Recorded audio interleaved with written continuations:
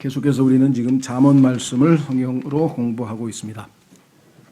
잠언에 보면 8장 1절에 보면 지혜가 큰 소리를 외치는 장면이 나오는데 그 지혜가 바로 예수님께서 자기 자신이라고 마태복음에서 12장에서 말씀을 하셨죠. 그래서 잠언에 있는 말씀은 다 사실은 그 예수 그리스도의 말씀인데 그 중에서도 지혜의 말씀이 집중적으로 녹아들어 있습니다. 그래서 잠언의 주제는 지혜입니다. 그죠? 예. 이 하나님의 말씀의 그 중에서도 지혜가 압축되어 있고 농축되어 있는 그 책을 우리가 지혜서라고 하는데요. 그 지혜서, 그런데 이 지혜서는 지혜롭게 우리가 잘 알아듣고 암기도 하고 이러려면은 운율에 맞추어서 시의 형식으로 기록이 되어져 있습니다. 그래서 이것을 시가서라고도 또 이름을 붙이기도 하죠. 그래서 욥기서부터 시작해서 솔로몬의 아가 이 5권의 책은 하나님의 지혜가 완전히 농축되어 있는 그러한 아주 깊이 있는 책이다 그랬습니다. 욥기의 주제는 불행한 사람입니다. 욥만큼 불행한 사람은 이 세상에 없겠죠. 읽어보시면 반면에 시편은 행복한 사람, 복된 사람, 하나님과의 교제 가운데 늘 있는 사람. 그래서 주제가 1장 1절에 복 있는 사람은 이렇게 나와 있죠. 잠언은 지혜 있는 사람입니다. 예수님께서 이 땅에서 지혜롭게 행동하셨다라고 성경에 나오죠. 네 번째 책인 전도서는 세상에 속한 사람, 세상적인 사람. 그래서 결국은 헛되니 모든 것이 헛되더라라고 하는 결론을 내릴 수밖에 없는 사람. 그러니까 하나님과 무관한 삶을 살면 결국은 모든 사람의 입에서 그와 같은 고백이 나올 수밖에 없다라는 것을 가르쳐 주기 위해서 기록된 것이죠. 그래서 전도서의 내용은 하나님의 말씀이기는 하나 그게 하나님의 생각이나 견해는 아니라는 사실 때문에 엄청난 혼돈을 빚습니다. 헛되니 성경에서 헛되다 그랬는데 인생이 뭐 살아서 뭐합니까? 그게 아니고 하나님을 떠나서 해 아래에서 그렇죠? 살아가는 자연인들, 거듭나지 않은 사람들은 결국은 마지막 인생의 순간에 헛되다라고 하는 그런 느낌, 허망감, 공허감, 허탈감을 느낄 수밖에 없다라는 것을 가르쳐 주시기 위해서 우리가 전도서를 기록한 거지 그 내용이 하나님의 뜻을 하나님의 생각을 기록한 건 아니라는 거죠. 이걸 조심해야죠. 다음에 우리가 지금 마지막 오후 성경 공부 시간에 하고 있는 솔로몬의 아가서는 heavenly, 하늘에 속한 사람이에요. 땅에 있는 일에 전혀 애착을 느끼지 아니하고 온전히 마음을 하늘에 두고 있는 그 주님과의 사랑을 키워가는 그 한 여인, 즉 주님의 몸된 교회의 모습을 보여주고 있습니다. 저희도 나중에 땅과는 전혀 상관없는 하늘에 속한 사람으로서 살아가게 될 것이 우리의 마지막 운명이죠. 그래서 우리의 혼인식도 셋째 하늘에서 이루어진다라고 성경에 나와 있죠.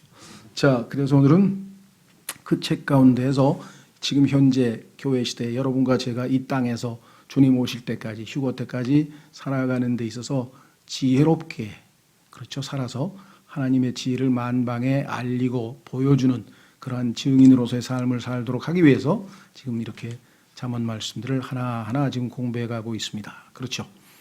이 하나님의 모든 지혜가 여기 농축되어 있는 것을 보면 이 세상에 여러분 서양에서는 뭐 소크라테스를 포함한 그리스 천학자들이 가장 지혜로운 사람이다. 현자라 그랬죠. 현자 디오게네스도 있고 뭐 여러 가지.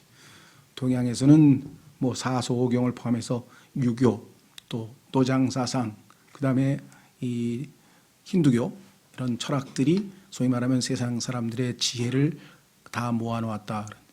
사실은 그 인간들이 만들어낸 모든 그 이 지혜들은 성경에 나와 있는 것을 베꼈거나 아니면 모방했거나 그런 것들이라고 할 수가 있습니다. 실제로 솔로몬은 BC 1000년경에 살았고요. 그리스 철학은 약 BC 8세기, 그 다음에 힌두교 약 BC 7세기, 중국에서 BC 5세기, 6세기. 그러니까 솔로몬의 지혜를 가져다가 역사에 보면 전 세계의 모든 사람, 성경에도 기록되어 있고요. 전 세계에서 모든 국가에서 와서 솔로몬의 지혜를 듣고 그 지혜에 놀랐다. 그 중에 하나 유명한 시바의 여인이 있었고요. 또 중국에도 보면은 중국말로 아마 솔로몬을 셔먼이라고 하는 것 같은데 셔먼 왕의 지혜에 대한 얘기가 나오는 걸 보면 여러분들 아마 노노 또 맹자 뭐 이런 사서삼경 같은 거 보면 짤막짤막한 경구로 되어 있잖아요. 그렇죠? 예, 거기에 보면 잠언에 있는 내용과 상당히 유사한 내용이 많아요. 특히 잠언에도 보면은 좌로나 우로나 치우치지 말라는 중용지도가 나와 있는데 동양의 사상의 가장 핵심 사상 중에 하나가 또 중용이잖아요. 그러니까 동양 사상, 서양 사상 다 이런 것들은 성경에 기초했으나 인간적인 여러 가지 것들이 가미되거나 왜곡되거나 또 이렇게 좀 변화시켜거나 이런 것들이라는 사실을 우리가 알 수 있습니다. 따라서 정말 과거에 우리 조상들은 이 땅에서 사서오경을 어렸을 때부터 막 읽히고 그렇게 했었던 것을 우리가 알 수 있죠. 그러나 우리는 하나님의 지혜가 담겨 있는 잠언 말씀을 통해서 이 세상에 있는 그 어떤 지혜보다도 훨씬 더 뛰어난 지혜를 얻을 수 있고 그 지혜이신 예수님께서 우리 안에 계셔서 우리를 통해서 지혜로운 삶을 살게 해 주신다. 자, 21장 오늘 27절로 갑니다. 21장 27절. 사악한 자의 희생물은 가증한 것이거늘 하물며 그가 사악한 생각으로 그것을 가져오면 얼마나 더 가증하겠느냐. 자, 이것은 뭐냐면요. 어떤 사람이 마음이 하나님 앞에 올바르지 않은 사람인데 겉으로 다양한 형태의 종교의식이나 예를 들면 뭐 예배 열심히 참석한다든가 뭐 철야기를 온다든가 아니면 뭐 그 이외에 헌금을 한다든가 등등등 여러 가지 종교 행위로 자신의 불의함을 덮어보거나 위장하려고 한다고 하는 것은 하나님 앞에 절대로 받아들여지지 않는다 이런 뜻입니다. 그렇죠? 하나님은 마음을 보시잖아요. 성경에 보니까 가인과 아벨의 경우에 하나님께서 재물을 보고 판단하신 것이 아니라 가인의 마음이 하나님 앞에 올바르지 못했기 때문에 가인을 거절하고 그와 동시에 그의 헌물도 잘못돼서 하나님이 받지 않으셨죠. 그렇죠? 아벨의 경우에는 마음이 하나님 앞에 합당했다. 어떻게 할 수 있습니까? 히브리서 11장에 아벨은 믿음으로 하나님 앞에 나아갔다 이렇게 써 있잖아요. 그런데 하나님께 나아가는 자는 누구든지 믿음으로 나아갈지니 이는 믿음이 없이는 하나님을 기쁘시게 하지 못한다 그랬잖아요. 그러니까 가인은 자기가 열심히 노력하고 애써서 선행으로 자기의 의를 제시하기 위해서 하나님 앞에 나아가려고 했던 사악한 자였죠. 마음이 악한 자였단 말이죠. 그래서 우리도 항상 하나님 앞에 무슨 일을 하든 자신의 마음을 한번 돌이켜보는 거죠. 내적인 동기, 우리의 inner motive. 내가 지금 이 일을 하려고 하는 것이 하나님 앞에 하나님을 기쁘시게 하고 순전한 마음으로 하나님께 경배하는 것인가? 아니면 내가 이렇게 열심히 주일 성수도 하고 새벽 기도도 하고 이렇게 열심히 했으니까 다음 달에 정말 우리 가게 수입이 많이 늘어나겠지? 라든가 이렇게 계산적으로 하나님 앞에 뭔가 바라고 뭐 이런 것들을 우리가 생각하는 것은 바람직하지 않다. 그래서 성경에 보면은 이와 같은 예가 한둘이 아닙니다. 발람도 그랬고요. 또 사울도 그랬고요. 하나님 앞에 불순종하는 악한 마음, 즉 마음이 올바르지 못한 상태에서 하나님 앞에 예배드리고 해봐야 소용없죠. 신약에서는 대표적인 게 그 유명한 아나니아와 삽비라라고 하는 사람인데요. 우리가 생각할 때는 자신의 그 전 재산, 상당히 부자였던 것 같아요. 전 재산의 절반을 하나님께 헌금을 했는데 하나님께서 하나님을 속이고 성령을 속여서 죽이셨다, 부부를. 얼핏 보면 이게 무슨 소리냐? 라고 생각할지 모르지만 그들의 마음이 하나님 앞에 거짓말을 한 것이죠. 하나님은 없는 것을 받지 않는다. 다시 말하면 있는 그대로 자발적으로 순수하게 그렇게 해서 헌금을 하면 되는데 다른 주변 사람들로부터 자기가 매우 헌신하는 사람이다. 굉장히 영적인 사람이다. 이와 같은 인정을 받기 위해서 절반만 헌금하면서 다 전 재산을 다 바친 척하고 위선을 떠니까 하나님께서 바울을 통해서 그걸 지적을 했잖아요. 그죠? 베드로를 통해서 그걸 지적을 해가지고 너 지금 어떻게 하나님을 속이고 성령님을 속이느냐. 그래서 그 당시에 초대교회를 지키시기 위해서 본보기로 즉사하는 그런 엄청난 사건도 있었던 것을 우리가 보게 됩니다. 성경에 보면 말라기 1장에도 유대인들이 형식적 가짜 예배 드리는 건 나오고요. 그다음에 이사야서에도 나오는데 이걸 다 찾으면 뭐 너무너무 많으니까 한 구절만 한번 찾아보겠습니다. 이사야서 1장에 보면 하나님께서 너희 예배 안 받을 거야. 나는 너희 경배를 안 받겠다라고 하는 것이 나와요. 이사야서 1장.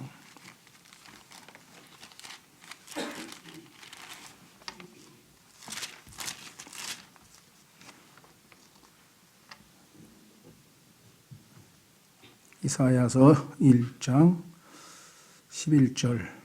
이사야서 1장 11절. 주가 말하노라. 너희가 내게 바치는 수많은 희생물이 무슨 소용이 있느냐.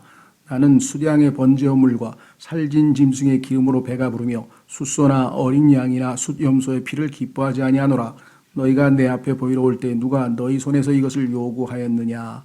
단지 내 뜰을 밟은 뿐이니라. 다시는 헛된 봉헌물을 가져오지 말라. 분향하는 것은 내게 가증한 것이요 월삭과 안식일과 집회로 모이는 것을 내가 견디지 못하겠노니 곧 엄숙한 모임 그 자체가 불법이니라. 사실은 지금 지킨 거는 다 하나님이 율법으로 하라고 해서 한 거거든요. 하나님께서 율법을 하라고 해서 한 건데 이게 마음이 잘못된 상태에서 하니까 하나님께서는 그런 건 안 받겠다 이 말씀이에요. 그렇죠. 자, 14절. 내 혼이 너희의 월삭과 월삭은 매달 1일 날 하나님께 드리는 경배죠. 정한 명절들을 미워하나니 그것들이 내게는 괴로움이니라. 그것들을 감당하기에 내가 지쳤느니라. 너희가 너희 손을 앞으로 펼칠 때 내가 내 눈을 너희에게 숨기겠으며 참으로 너희가 많이 기도할지라도 내가 듣지 아니하리니 너희 손에는 피가 가득하니라. 즉 하나님 앞에 악한 마음을 품고 나와서 기도를 하면 무슨 소용이 있고 헌물을 바치면 무슨 소용이 있겠느냐 그랬습니다. 그래서 형식적인 가식적인 예배에 대해서 예수님께서도 그렇게 말씀하셨죠. 신약 성경 마태복음 5장. 마태복음의 5장에 가면 예수님께서 여러분이 하나님께 경배하러 오는데 어떤 형제하고 다투었어요. 그래서 지금 누구누구를 미워하고 있어요. 그런데 그러한 미워하는 마음을 가지고 하나님께 경배하러 예배하러 나오면 하나님께서 그걸 받겠느냐 이 말이에요. 써 있죠. 마태복음 5장 23절. 그러므로 내가 내 예물을 어디 갔어? 네. 자, 그러므로 내가 내 예물을 제단으로 가져오다가 너를 대적할 어떤 일이 내 형제에게 있음을 거기서 기억하거든. 내 예물을 거기에 제단 앞에 두고 내 길로 가서 맨 먼저 내 형제와 화해하고 그 뒤에 와서 내 예물을 드리라. 그래서 마음을 하나님 앞에 깨끗하고 정결하고 그와 같은 상태로 유지하는 것이 우리에게 가장 중요한 것이다 라고 성경에서 분명하게 말씀했죠. 그래서 경배하는 자는 영과 진리로 경배하라고 주님께서 말씀을 한 것을 보게 됩니다. 그렇죠. 자, 그래서 우리는 이 주제는 정말 오늘날 그냥 형식적으로 여러분 과거에 거듭나기 전에 아마 여러분도 교회만 왔다 갔다 한 그런 경험이 있으신 분들은 아마 무슨 의미인지 충분히 잘 이해를 하실 거고, 거듭난 이후에도 우리의 마음 상태가 잘못된 상태에서 하나님 앞에 정말 이런 상태에서는 예배가 드릴 수 없다. 그래서 어떨 때는 예배를 일부러 안 가는 경우도 있는데 그건 또 잘못된 거죠. 자백을 하고 깨끗하게 용서받고 와서 예배를 드려야지 자기가 하나님 앞에 마음이 합당치 않다고 해서 아예 예배 자체를 거부하는 건 그거야말로 마귀의 꼬임에 그건 넘어가는 겁니다. 그렇죠. 그건 교만한 거죠. 나같이 거룩한 자가 이런 실수를 하다니 이거 아니고 하나님 앞에 있는 그대로 나와서 용서받고 경배를 해야죠. 자, 다시 돌아옵니다. 21장 28절로 가겠습니다. 거짓 증인은 멸망하려니와, 거짓 증인은 맨 마지막에 가면 결국은 멸망입니다. 심은 대로 거두게 되어 있죠. 듣는 사람은 확고하게 말하느니라. 거짓 증인 중에서 성경에서 제일 유명한 사람이 적그리스도고요. 그 다음에 듣는 사람은 확고하게 말하느냐 해서 듣는 사람은 첫 번째는 예수 그리스도십니다. 아버지께서 하신 말씀을 다 듣고 그대로 전달했죠. 그 다음에 여러분과 저죠. 예수님께서 하신 말씀을 듣고 우리도 들은 그대로 전달하는 사람이죠. 사도행전 4장 20절로 가보시면 사도행전 4장 20절에 그 유명한 베드로의 고백이 있어요. 듣고 본 것을 전하지 않을 수 없다. 이렇게 고백을 했죠. 사도행전 4장 20절. 사도행전 4장 20절. 우리가 보고 들은 것을 말할 수밖에 없노라 하니라. 진리의 말씀을 들은 사람은, 생명의 말씀을 들은 사람은 그것을 전달할 수밖에 없다는 것을 우리가 잘 알고 있습니다. 그렇죠? 예. 그래서 성경에 보면 하나님께서는 여기 거짓 증인, 예수님은 신실한 증인이고 반대는 거짓 증인인데요. 이 거짓 증인에 대해서 하나님은 거짓말하지 말라는 거짓 증인에 대한 계명이 10계명의 9번째 계명에 나오고요. 그 다음에 잠언 6장에 보면 하나님께서 미워하시는 것 6, 7가지가 있다 하는데 거기에 보면 거짓말하는 혀, 거짓말하는 자, 거짓 증인에 대한 얘기가 나옵니다.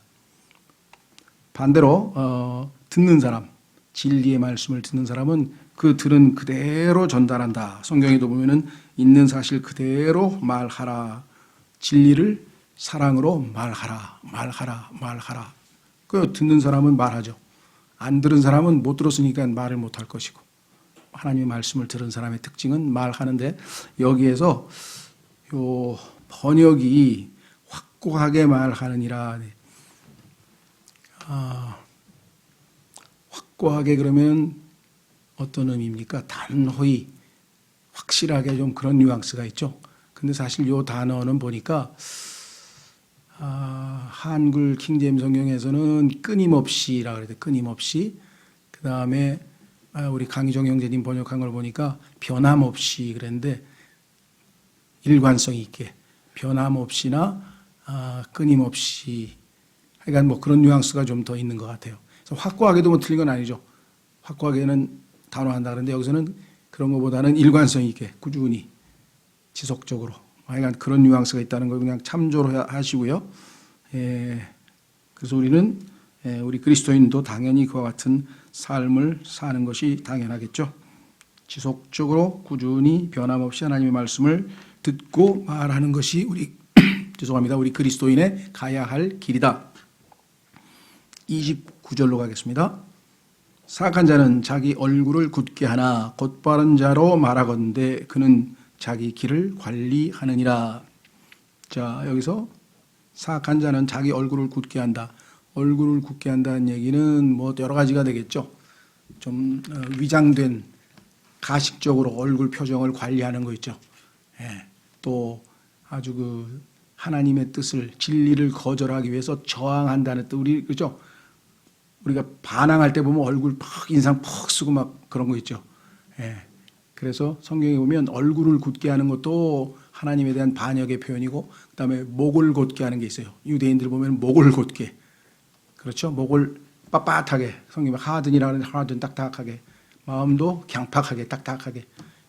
하나님 앞에서는 모든 게 부드러워야 하나님과의 소통이 되는데, 그래서 마음이 딱딱한 사람은 하나님 말씀 들어봐야, 딱딱한 밭에 하나님 말씀이 떨어져 봐야 열매를 맺을 수가 없는 것은 너무나 당연한 것이겠죠. 그렇죠? 자, 그래서 여기 딱딱하다고 하는 것, 그래서 보통 얼굴을 보면 그 사람을 알 수가 있다라고 하는 그런 속담도 있는데, 제일 뭐랄까요? 이런 이야기를, 유명한 이야기를 남긴 사람이 미국의 에이브라함 링컨이라는 사람입니다. 하루는 요즘으로 치면 이제 무슨 장관 후보자를 아마 추천하는 것 같아요. 그래서 비서가 누구누구 유명한 누구누구입니다 하고 딱 이제 장관 후보자가 왔는데 링컨이 딱 면접을 하더니 안 된다고 내보냈어요. 그러니까 비서가 저분은 정말 유능한 사람입니다 그랬더니 링컨이 한다는 소리가, 난 근데 저 사람 얼굴이 싫어. 얼굴이 싫다니요. 그게 무슨 상관입니까? 얼굴이 그 사람 책임입니까? 그랬더니 사람이 40이 넘으면 자기 얼굴에 책임을 져야지. 그런 유명한 이야기를 남겼다 그랬는데요. 그게 100%다 진리다 이런 건 아니지만 참고할 만하다. 왜? 그 사람이 살아온 인생과 그의 인격과 그의 성품과 그의 모든 것이 사실은 얼굴에 나타나 있잖아요. 그래서 딱 보면 참 자상한 얼굴이시네요. 등등등등 그런 걸 보면 우리가 얼굴에 대해서도 좀 의미 있는 그런 것 같아요. 그래서 여기 보시면 그 마음을 완악하게 한다는 표현으로 썼습니다. 하나님 앞에서 우리가 마음을 완악하게 해서는 안 되겠죠. 부드럽게 해야 되겠죠. 자, 그 다음에 반대로 사악한 자와는 반대로 곧바른 자. 자, 하나님 앞에 곧바르다는 얘기는 똑바르다는 얘기죠. 이렇게 삐뚤삐뚤하지 않고. 그렇죠? 예. 그래서 성경에 보니까 하나님은 우리를 곧바르게 up, 위로, right 아주 똑바로 즉 비뚤어진 마음이 아니라 우리를 하나님이 처음에 창조할 때는 곧바르게 했는데 인간들이 죄를 짓고 나더니 그냥 삐뚤 그래서 꾸불텅 제일 유명한 게 뱀이죠. 꾸불텅 그래서 그렇게 비뚤어진 마음 꾸불텅한 마음을 가진 자가 뱀입니다. 자, 그래서 여기서는 반대로 곧바른 마음을 가진 사람은 어떠냐? 그는 자기 길을 관리한다. 미리 대비하는 거죠. 그렇죠? 멸망으로 가지 아니하도록 하나님의 말씀을 잘 듣고 내가 이래서는 안 되겠구나 하고 고치기도 하고 하나님의 말씀을 듣고 격려를 얻기도 하고 하여간 자기가 가는 길을 조심조심해서 살펴서 간다. 무슨 말인지 이해가 되시겠죠? 네. 두 번째는 여기서의 he를 하나님으로 해석하시는 분도 계세요. 영적으로 적용이 가능해요. 왜냐하면 하나님께서 그의 길을 인도해 주신다 이렇게 해석하시는 분도 있어요. 이제 어떤 분들은 he가 소문자로 되어 있는데도 그렇게 가능합니까? 성경에 보면 예수님도 그렇고 하나님도 그렇고 구약도 신약도 하나님이 he 대문자로 대명사로 쓸 때 he를 소문자로 쓰는 경우가 꽤 많습니다. 그래서 이것은 그런 해석도 가능하다고 하는 것, 우리에게 영적으로 더 적용해 볼 수 있는데 의미가 맞죠. 주님께서 인도해 주신다. 잘 그 길을 다이렉트 지도해 주신다. 그런 뜻이라고 해석이 가능하게 됐습니다. 자, 그 다음에 30절.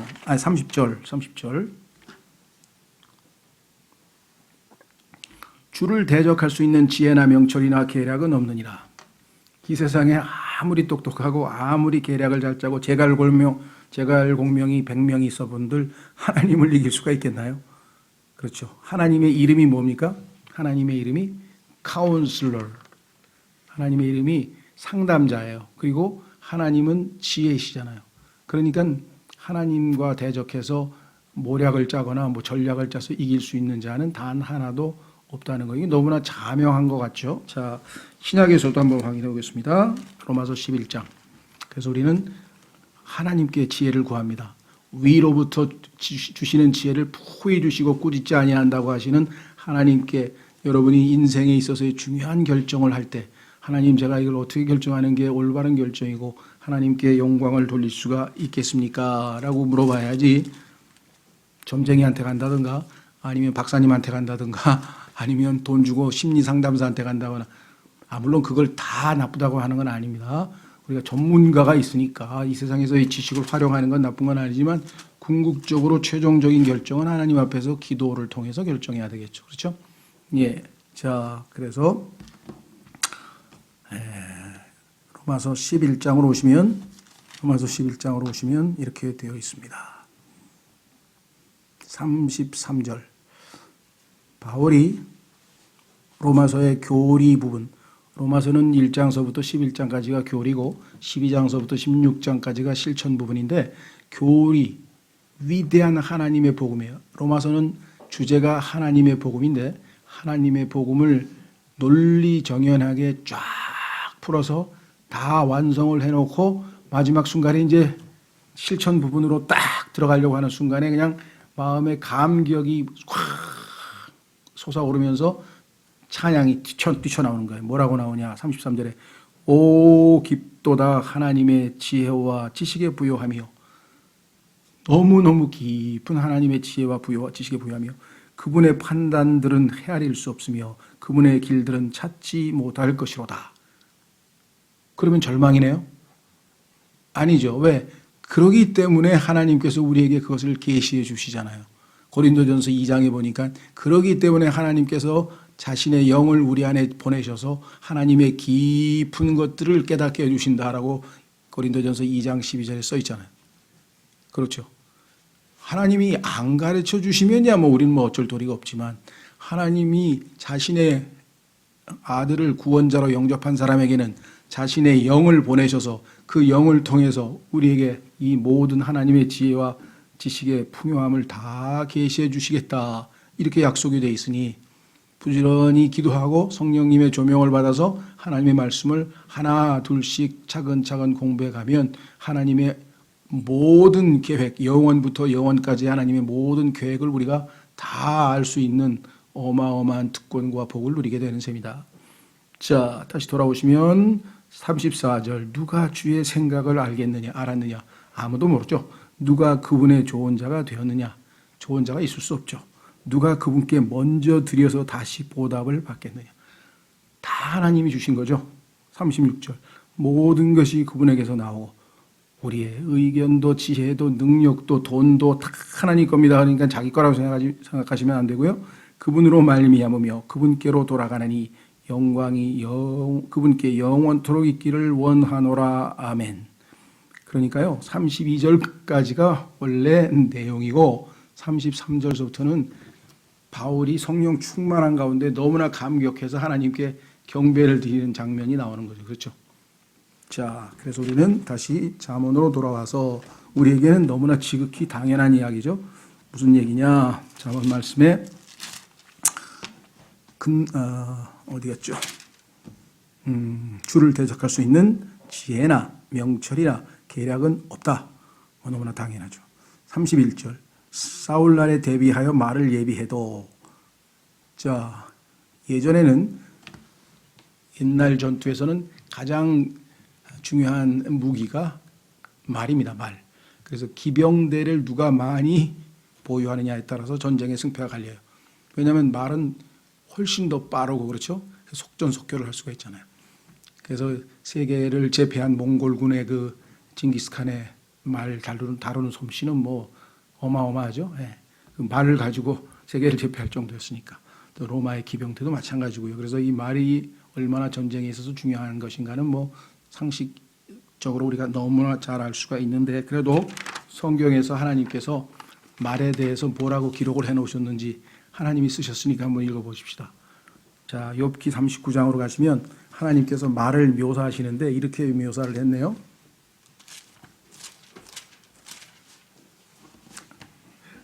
하나님께서 자신이 만드신 말에 대해서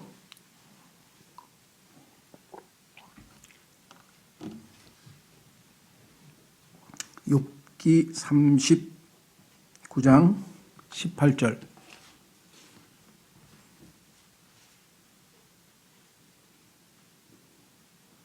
19절입니다. 19절부터 내가 말에게 힘을 주었느냐? 말의 그 어마어마한 힘. 그 다음에 내가 그것의 목을 천둥으로 입혔느냐? 말이 한번 그 소리를 낼 때 어마어마하게 큰 소리가 나죠? 내가 그것으로 하여금 메뚜기처럼 무서워하게 할 수 있겠느냐? 말은 아무도 안 두려워합니다. 전쟁에요, 포탄이 비오듯 날아가고 화살이 비오듯 날아가도요, 전혀 두려워하지 않냐고 맹렬하게 달리는 게 말입니다. 그것의 콧구멍의 영광은 두려우니라. 그 숨쉬는 거 보세요. 막 어마어마하죠? 그것이 골짜기에서 땅을 박차고 자기 힘을 기뻐하며 나아가서 군사들을 맞되 두려움을 조롱하고 놀라지 아니하며 칼 앞에서도 돌아서지 아니하고 화살통과 번쩍이는 창과 방패가 자기를 향하여 우르르 소리를 낼지라도 맹렬히 성을 내며 땅을 삼키고 그것이 나팔 소리인 줄을 잊지 아니하며. 나팔 소리들 속에서도 하하 하고 멀리서 싸움 냄새를 맡으며 대장들의 호령 소리와 외치는 소리를 듣니라. 하나님께서 말에 대해서 이렇게 묘사했어요. 그러니까 하나님이 만드신 여러 동물들, 작품들 중에서는 상당히 묘사가 자세하게 나온 걸 보면 하나님께서 만드신 작품 중에서 그래도 걸작품에 속한 것 중에 하나겠죠. 그렇죠. 그래서 명마 하나는요, 우리나라도 말 때문에 나라가 뒤집어 버렸잖아요. 그러면 말 타는 여자 한 사람 때문에 그냥 온 나라가 뒤집혀졌더니 이번에는 또 막 이상한 남자 한 사람 때문에 또 이상하게 막 뒤집히고 난리, 나라가 엉망진창이 되어버려. 그 말이 말 한 필 때문에, 그렇죠? 몇십억씩이나 한다 그러는데. 자, 그러니까 그 얘기는 뭐 넘어가겠습니다. 다시 잠언으로 와서 잠언 1장 31절 사울날에 대비하여 말을 예비해도 그러나 전쟁이 하나님에게 달려있죠. 성경에 보니까 전도서 제가 읽어드릴게요. 찾지 마시고요. 전도서 9장 11절에 아주 이런 기억이 나실지 모르겠는데 우리가 공부한 것 중에 이런 표현이 있어요.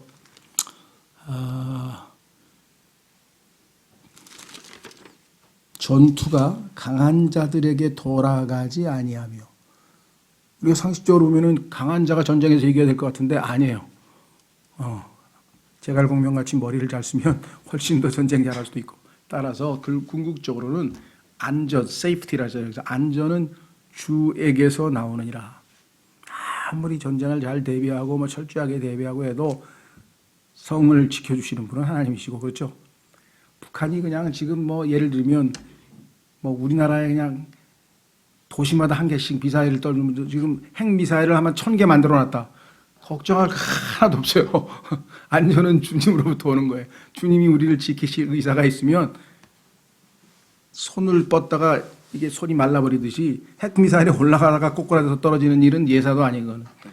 그러니까 전혀 그런 문제에 대해서 우리는 두려워할 필요 없다. 왜? 안전은 하나님께로부터 주께서부터 온다라고 하는 확신만 가지고 있으면 이 땅에서 뭐 사재기 할 필요 없고요. 그렇죠?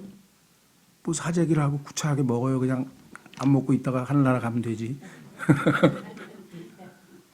자, 그 다음에 22장 1절. 많은 재물보다 오히려 좋은 이름을 택할 것이요 은과 금보다 사랑 많은 호의를 택할 것이니라. 자, 호랑이는 가죽을 남기고 사람은 이름을 남긴다. 그만큼 이름이라고 하는 것이 갖는 의미가 큰 거죠. 어떤 사람이 그 사람의 이름에는 그 사람의 모든 것이 다 들어있다고 우리는 알 수 있죠. 그 사람의 인격, 그 사람의 삶, 그 사람의 모든 것이 그 사람 한 사람에게 그 이름 속에 다 들어가져 있지. 예수, 여호와는 구원이시라. 예수. 그 안 이름 속에 들어있는 그 비밀을 어찌 다 알겠는가. 그래서 송명이라고 하는 유명한 뇌성마비 시인이 예수 그 이름이라는 시를 썼고 그 시를 또 아주 복음성가로 잘 작곡해서 정말 우리도 부를 때마다 참 그 신비로운 이름이시다. 이 세상에서 가장 놀라운 이름, 가장 능력 있는 이름, 그렇죠. 예수. 다른 이름 몰라도만 예수라고 하는 이름 앞에는 다 나중에 온 천하가 다 무릎을 꿇고 그분 앞에 그의 이름 앞에서 주라고 고백할 것이라고 빌립보서에 써 있습니다. 지금은 모르겠어요. 지금은 아마 우리 그리스도인들에게야 소중한 이름이고 고귀한 이름이지만 세상 사람들 중에서 하면은 예수 그러면 아주 우습게 여기는 사람이 지금 한둘이 아니죠. 뭐 예수쟁이라고 뭐 아주 놀리는 사람서부터 시작해가지고 뭐 아주 별의별 사람들이 다 있을 텐데 그때가 가면 이 이름이 얼마나 존귀하고 소중한 이름인지 알게 되겠죠. 자, 그래서 여기 보시면 많은 재물보다 오히려 좋은 이름을 택할 것이요 했을 때 세상에서 부자 되는 것보다 예수님 믿고 구원받는 게 낫지. 성경에 보니까 예수님의 이름을 믿는 자, 곧 그를 영접하는 자, 받아들이는 자는 하나님의 아들들이 되는 권능을 주신다고 요한복음에 말씀하셨고, 그렇죠? 우리는 그분의 이름으로 기도를 해서 응답도 받고 무슨 일을 하든지 그분의 이름으로 하라 그랬고 주일날 모일 때도 그분의 이름으로 모이라 그랬고 그 이름 속에 담겨져 있는 하나님의 능력과 하나님의 인격과 하나님의 성품과 이 모든 것이 다 들어있기 때문에 우리는 그 이름을 드높이는 것이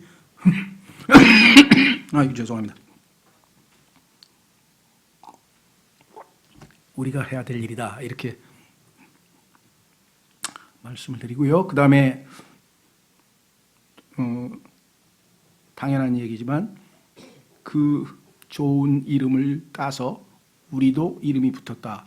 그것은 사도행전 11장에 보니까 사람들이 안디옥에 있는 그리스도인들의 모습이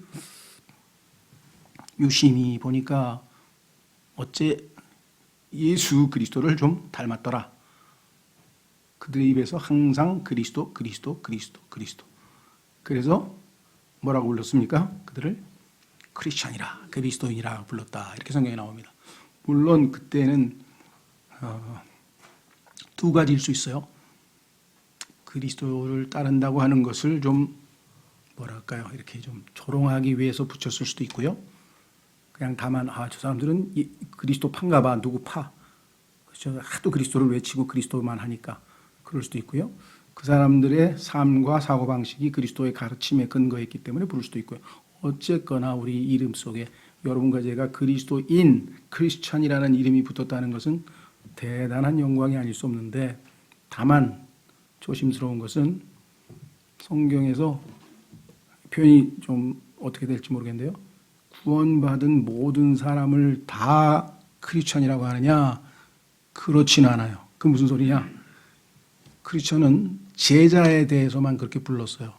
헌신하고 주님을 따르는 자들에 대해서만. 그러니까 무슨 소리냐? 크리스천이란 단어 자체가 Christ-like people이에요. 그러니까 예수님처럼 살아가는 사람들이란 뜻이기 때문에 그리스도인이지만 여전히 세상과 육신을 쫓아서 산다면 그 사람은 구원받은 사람이기는 하나 그리스도인이라고 불리울 수는 없다는 것이죠.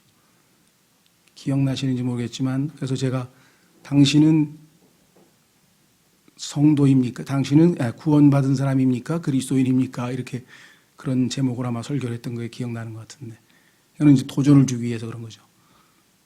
물론 우리가 그 경계가 그러면 어디까지가 그리스도인이고 어디까지가 아니냐, 그건 본인이 알겠죠. 내가 주님을 전적으로 따르는 제자냐? 그렇다면 당연히 나도 그리스도인이고요.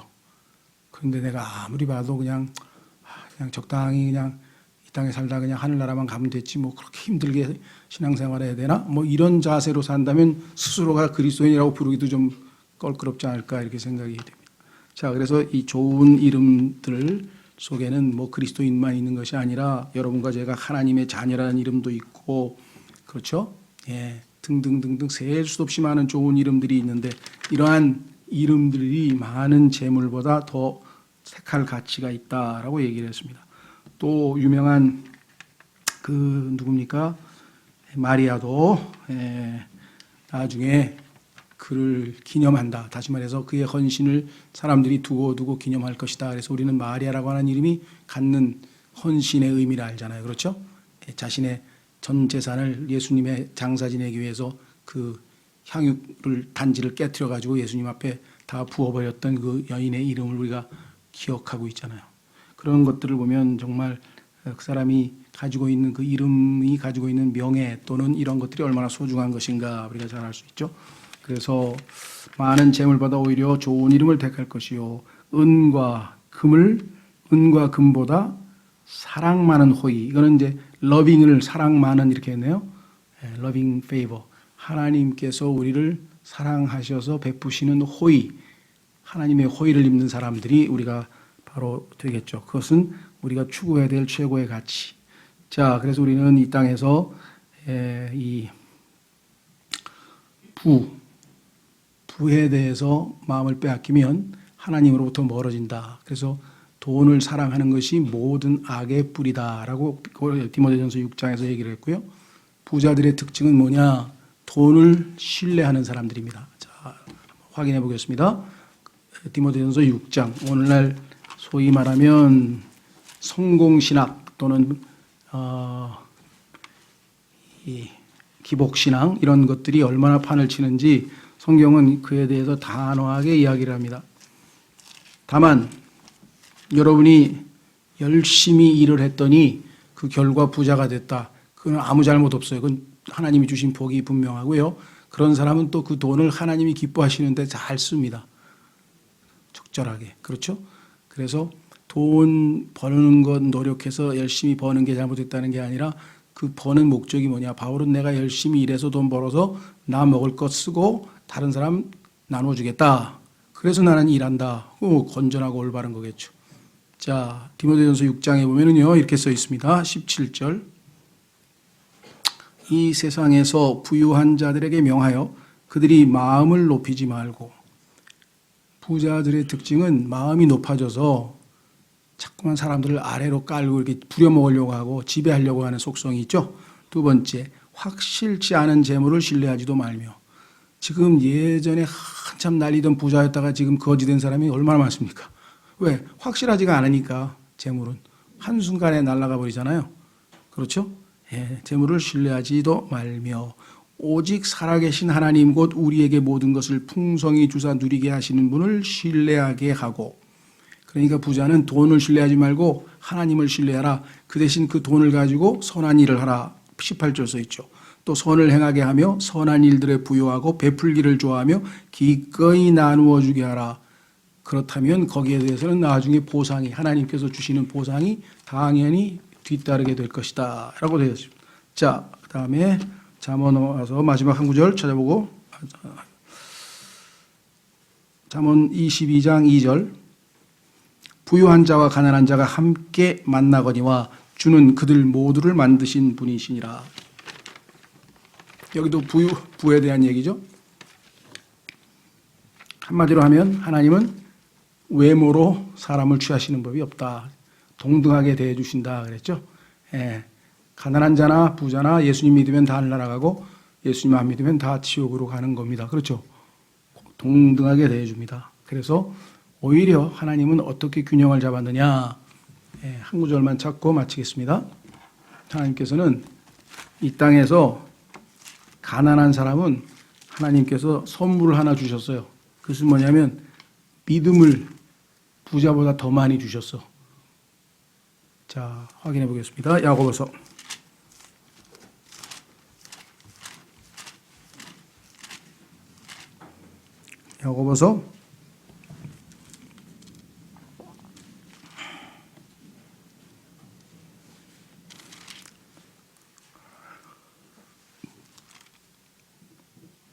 2장, 야고보서 2장